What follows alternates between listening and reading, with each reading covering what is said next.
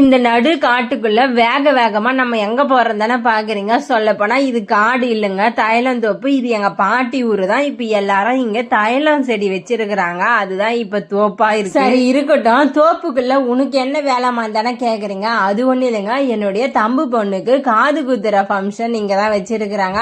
என்னது தோப்புக்குள்ள ஃபங்க்ஷன் வச்சுக்கிறாங்களா அப்படின்னு கேக்குறீங்க. அப்படி இல்லைங்க, இந்த தோப்பை தாண்டதே ஒரு குளம் வரும், அங்கதான் ஃபங்க்ஷன். அவங்களுடைய குலதெய்வ பேர் வந்து கொளத்து முனேஸ்வரர். அங்க காது குத்துறதுனாலதான் நம்ம இதெல்லாம் தாண்டி போறோம். நம்ம போறதுக்குள்ளே பாத்தீங்கன்னா குளத்து பக்கத்திலேயே சாமி எல்லாம் வரைஞ்சி அலங்காரம் பண்ணி பொங்கல்லாம் வச்சுட்டு இருந்தாங்க. இனிமே சாமி கும்பிட்டு சாமி வர வச்சு உத்தரவு கேட்டு குழந்தைக்கு மொட்டை அடிச்சு காது குத்துவாங்க. எங்க ஊர் சைட் எல்லாம் பாத்தீங்கன்னா காது குத்துற ஃபங்க்ஷன் குலதெய்வம் எங்க இருக்கோ அங்கதான் செய்வோம். மோஸ்ட்லி மண்டபத்தெல்லாம் வைக்க மாட்டோம். நெக்ஸ்ட் வீடியோல பாப்போம். இந்த வீடியோ உங்களுக்கு பிடிச்சிருந்தா நம்ம சேனலை சப்ஸ்கிரைப் பண்ணுங்க. Thank you to all.